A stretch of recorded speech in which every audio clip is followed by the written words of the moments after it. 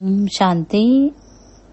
முரளி செவி சாய்க்கின்ற அல்லது அனுபவம் செய்கின்ற முறை என்பதை பற்றி மைக் ஜோர்ஜ் அவர்களின் அனுபவ பகிர்வு.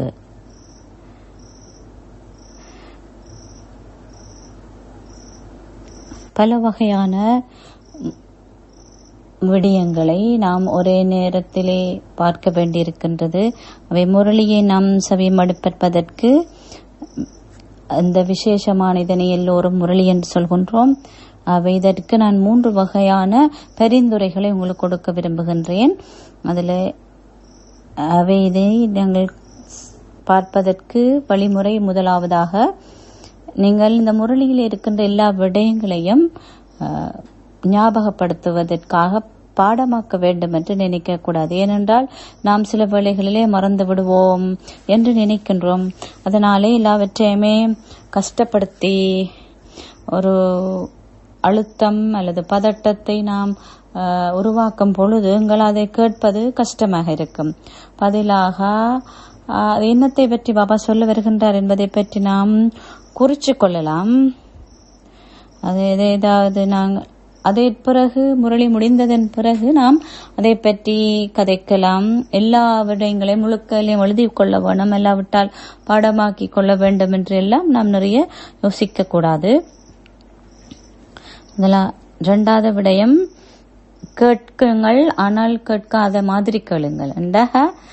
அதன் அர்த்தம் என்னன்னு சொன்னாது சொன்னோம்னு சொன்னால் அது முரளியினுடைய அடி வேர் என்ன என்பதை நாம் விளங்கிக் கொள்ளணும். அதை நீங்கள் சௌகரியமா இதை உணர்கிறீர்களோ அதை பெற்றுக்கொள்ள வேண்டும், அதை கேட்க வேண்டும். ஆனால் உங்களோட பித்தியில பின்பக்கம் முரளியினுடைய மற்ற விடயங்கள் எல்லாம் வந்து கொண்டிருக்கும். ஆனால் அடிப்படையான விடயங்களை நீங்கள் எடுத்துக்கொள்ள வேண்டும். அப்புறம் அந்த அடிப்படையான விடயங்களுக்கு ஆழமாக நீங்கள் அதான் அந்த வேர் என்று சொன்னது.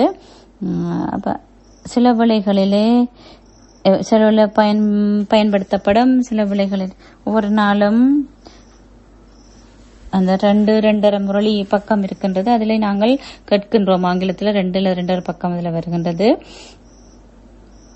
சில வேளைகளை நீங்கள் அதை கேட்க வேண்டும், சில வேளைகளில் ரொம்ப லேசாக இருந்து அதை நாங்கள் செவிமடுக்கணும். அதனால் அழுத்தம் ஏற்படக்கூடாது. சில வேளைகளில் நான் எழுதி கொள்கின்றது.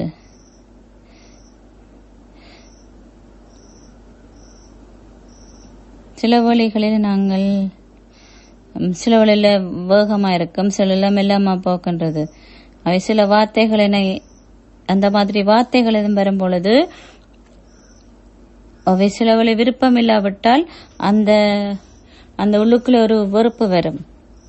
அவை அந்த வெறுப்பு அல்லது அந்த வசனத்தை கேட்க விருப்பம் இல்லாவிட்டால் நீங்க என்ன செய்யணும்னு சொன்னால், ஆனா அது நீங்க தான் முரளி கேட்கும் பொழுதோ கூட நீங்கள் அதை அந்த மாதிரியான வார்த்தைகளிலே கவனம் செலுத்து.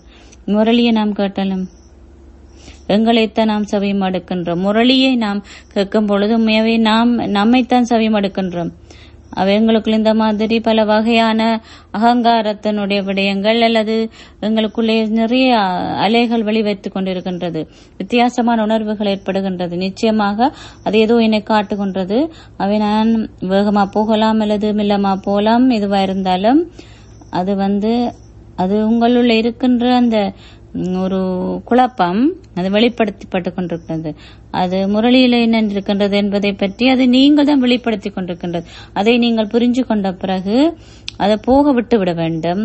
அது தொடர்ந்தும் உங்களை கடந்து செல்வதற்கான முயன்ற நீங்க அப்படித்தான் இருக்கின்றீர்கள்.